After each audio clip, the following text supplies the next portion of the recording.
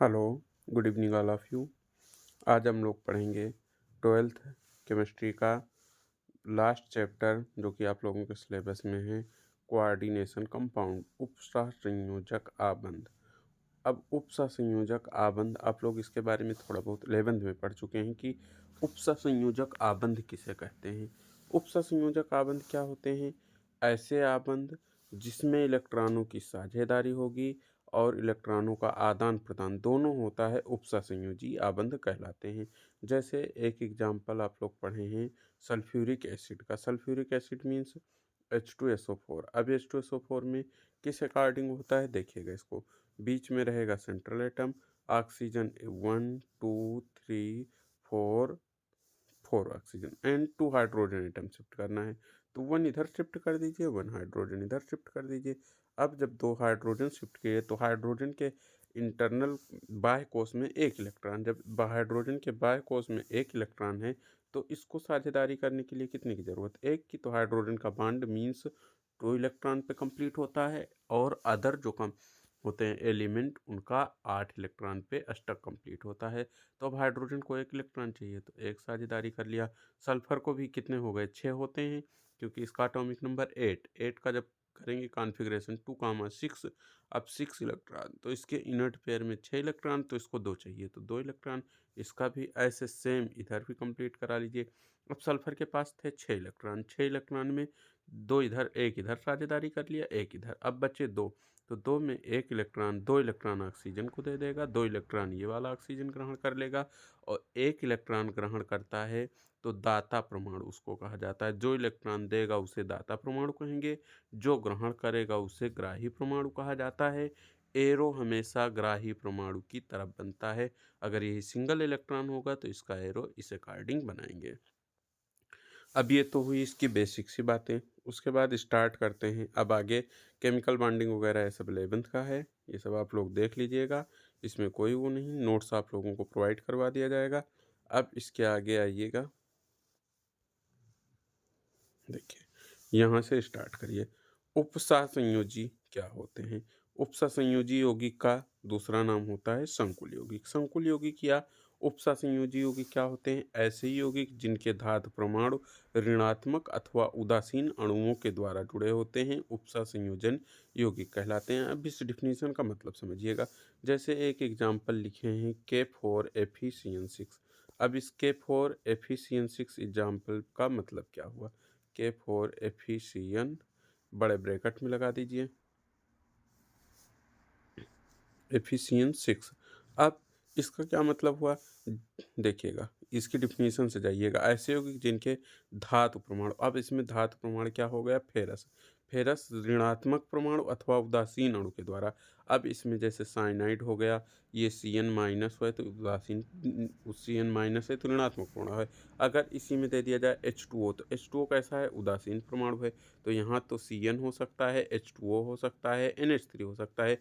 यहाँ पे या तो उदासीन परमाणु होगा या तो ऋणात्मक परमाणु होगा और केंद्रीय धातु परमाणु से जुड़ा रहेगा, मतलब डी ब्लॉक के एलिमेंट से जुड़ा रहेगा। तो इसे हम लोग क्या कहेंगे? उपसहसंयोजी यौगिक, या इसको दूसरा नाम देते हैं संकुल यौगिक कहते हैं। क्लियर? अब नेक्स्ट है इसका एग्जाम्पल देखिएगा। एग्जाम्पल कैसे करते हैं?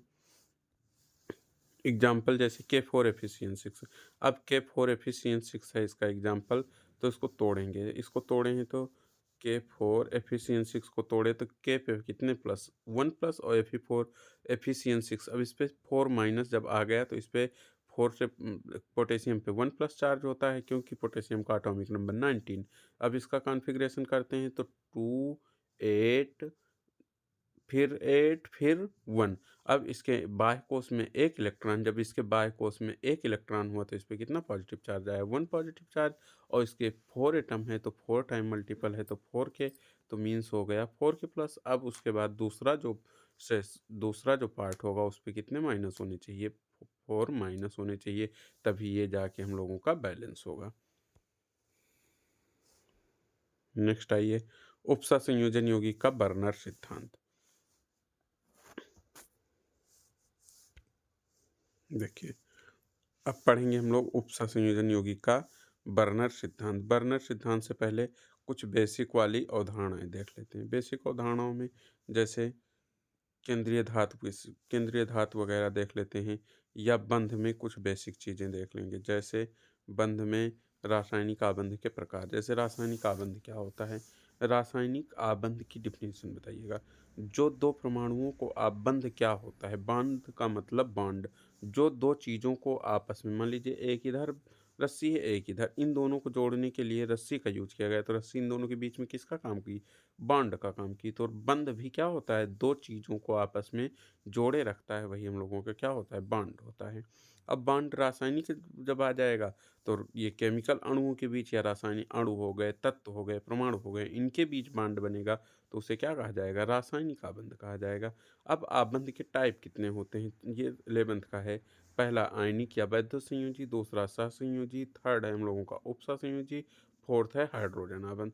हाइड्रोजन आबंध 12th में बहुत ज़्यादा पूछा जाता है। HCl इसका हाइड्रोजन आबंध का एग्जाम्पल नहीं होता।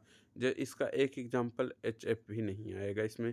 इसका एक एग्जाम्पल है सीधा सा HF, और इससे काफ़ी सारे क्वेश्चन भी राइज होते हैं। और हाइड्रोजन आबंध की डिफिनीशन 11th के लिए भी इम्पॉर्टेंट है आप लोगों के लिए, और 12th के लिए भी इम्पॉर्टेंट है। अब देखिए हाइड्रोजन आबंध क्या होते हैं। हाइड्रोजन आबंध क्या होगा? जब हाइड्रोजन किसी प्रबल विद्युतीय तत्व जैसे ऑक्सीजन, फ्लोरीन, नाइट्रोजन से जुड़ता है, तो एक विशेष प्रकार का बंध बनाता है, जिसे हाइड्रोजन आबंध कहते हैं। हाइड्रोजन आबंध को हम लोग डॉट लाइन या कटी लाइन से प्रदर्शित करते हैं। जैसे H2O हो गया, NH3 हो गया, HF हो गया। अब इसमें से एक एग्जाम्पल पे आप लोगों को हाइड्रोजन आबंध बना के दर्शाया जाएगा। देखिएगा, जैसे मान लीजिए HF तो वेरी सिंपल है। अब यहाँ पे बनाना है H2O, तो बीच में क्या रखेंगे? Central atom oxygen. 1 हाइड्रोजन इधर कर दीजिए, 1 हाइड्रोजन इधर। अब हाइड्रोजन आबंध दर्शाने के लिए हम लोग 1 स्ट्रक्चर में नहीं दर्शा सकते। हाइड्रोजन आबंध दर्शाने के लिए मिनिमम आप लोगों को चाहिए 2 स्ट्रक्चर मिनिमम चाहिए। अगर 2 स्ट्रक्चर दर्शाएंगे तो एक प्लेस पे हाइड्रोजन आबंध आएगा, और 3 स्ट्रक्चर दर्शाएंगे तो 2 जगह पे हाइड्रोजन आबंध बन के आएगा। अब देखिए यहाँ पे एक स्ट्रक्चर हो गया। दूसरा स्ट्रक्चर बना लीजिए हाइड्रोजन, यहाँ पे फिर ऑक्सीजन, यहाँ पे फिर हाइड्रोजन हो गया। अब कंडीशन देखिएगा, हाइड्रोजन किससे जुड़ा? इधर भी ऑक्सीजन एटम से जुड़ा, इधर भी ऑक्सीजन एटम से जुड़ा, दोनों तरफ ऋण विद्युतीय तत्व से जुड़ा। तो उसके बाद फिर पहली कंडीशन हम लोगों की पूरी। दूसरी, अब एक की बैलेंसी हाइड्रोजन की एक होती है, लेकिन यहाँ पे कितनी है? 2। अब यहाँ पे हाइड्रो ऑक्सीजन की बैलेंसी 2 होनी चाहिए, लेकिन यहाँ पे क्या है? 3। तो यही जो बीच वाला बंध है, इसी को हम लोग क्या कर देते हैं? कटी लाइन या डॉट लाइन से दर्शा देते हैं। ये बंद ना रहेगा, बंद ना रह के यहाँ पे क्या है? डॉट लाइन रहेगी। क्लियर? चलिए, गुड नाइट।